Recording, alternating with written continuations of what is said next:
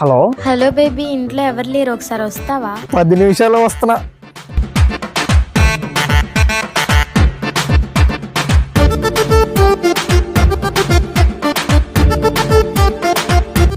ఎక్కడికి అంత అర్జెంట్గా వెళ్తున్నావు?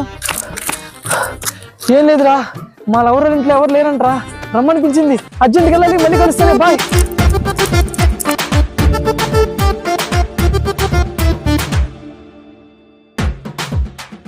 ఇదేంటి తాళం వేస్తుంది? ఫోన్ చేద్దాం ఆగు.